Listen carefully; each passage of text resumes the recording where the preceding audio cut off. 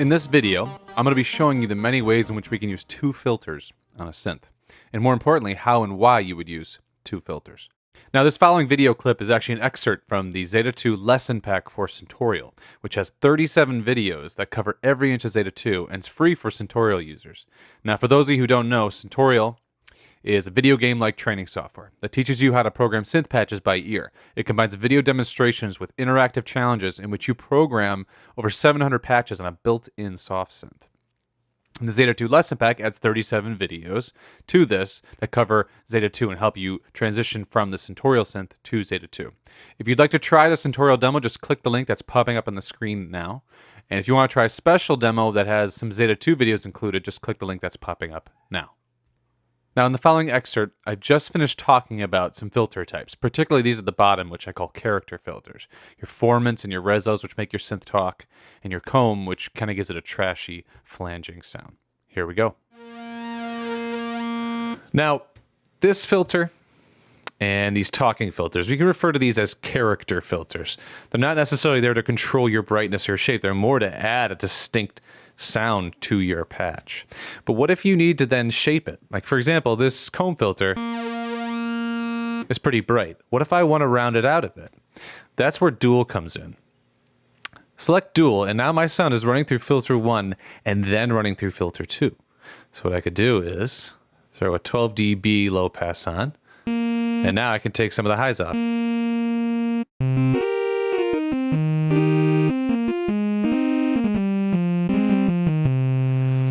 So it's a great way to take a character filter and then shape it. Another example would be, let's say we got a Reso 2 BPF. Let me turn this guy off.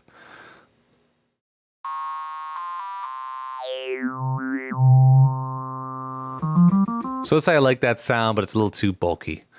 I can grab a high pass and just take a little bit of that bottom end off.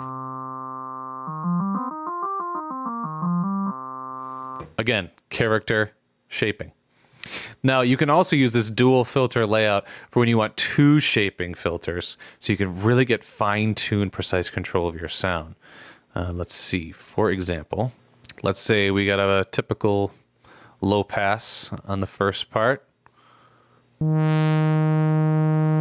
Let's say we like our sound, but there's something in there we don't like. Well, now we can employ a reject filter.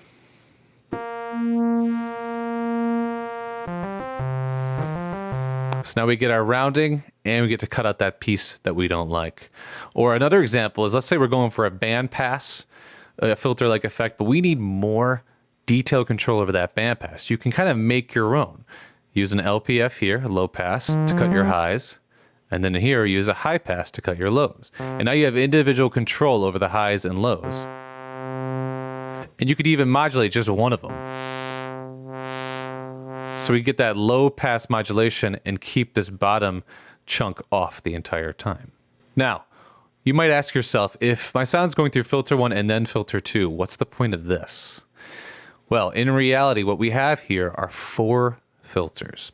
This filter 1 and filter 2 fader, what it really refers to are what Zeta calls filter buses. So on filter, when we're in parallel mode, filter 1 bus just contains filter 1. Filter 2 bus just contains filter 2, like you'd expect. In dual mode, filter 1 bus contains filter 1 and filter 2. Filter 2 bus contains a copy, that same filter 1 and same filter 2. So what's the difference? The difference is that filter 1 bus is controlled with this pan and level. Filter 2 bus controlled with this pan and this level. These guys are going to be the same on both buses. But these controls are different. So this is great if you've got multiple oscillators.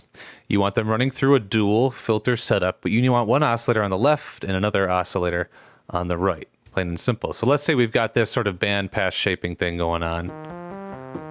And let's say we got saw in one oscillator, and then we've got maybe, I don't know, let's try an additive. There we go.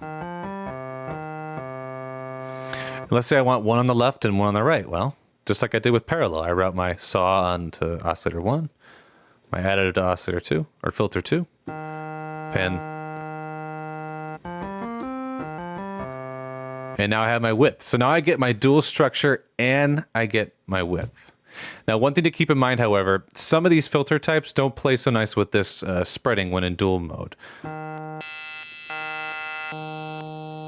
Particularly these talking ones. So you see we kind of lost our width.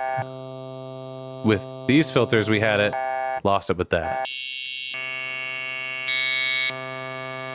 So be mindful of that. With these character filters, some of them, you might lose some of that width. Now, going back to parallel, let's initialize. Now, we've used parallel mode for pretty much the whole time, and we know some basic uses for it. Like we just want to use one filter, we route it to just one filter. Or when we're using multi-mode, we need to be in parallel mode, and then we can decide if we want to have 8 voices by being in between, and then we can pan them far left and far right. Let's fix these pan knobs here. However, there's one other great use, and that's mixing filters. Let me show you an example of that right now. Let's say we're going for a talking-like effect here. And I'm going to modulate this with an envelope.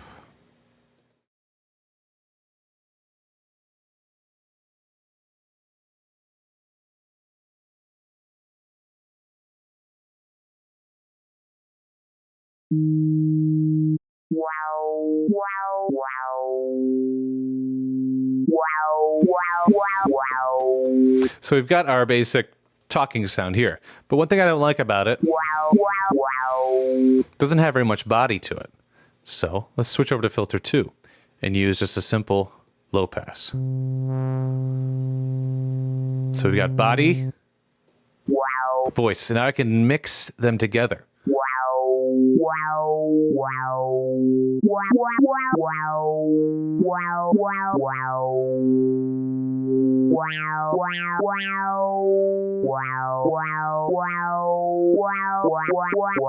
Without body.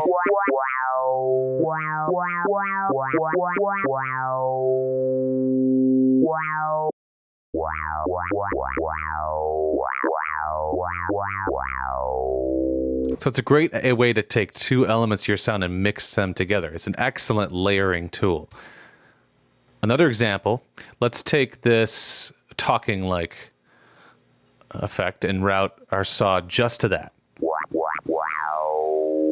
And let's bring in another oscillator, let's say a square, and we'll set it down an octave so it's like a sub oscillator, and route that just to the rounding filter. So now our sub oscillator isn't subject to the talking effect. It's strictly just a nice round bottom, and our other oscillator gets to do all of the talking. So parallel, when used this way, is an excellent layering tool. So in summary, with this filter routing, our dual is great for combining a character filter with a shaping filter, or to create a really precise shaping filter with the 2. While our parallel is great for just a single filter use, multi-use, and a layering use. And then, like in the last video, I mentioned that experimentation's a great way to learn about these things, but also really look through the presets and look how they use their filters. Check out how they combine 2 filters and what it sounds like. Your task is to create 3 new patches utilizing these different filter setups and filter functions and filter types.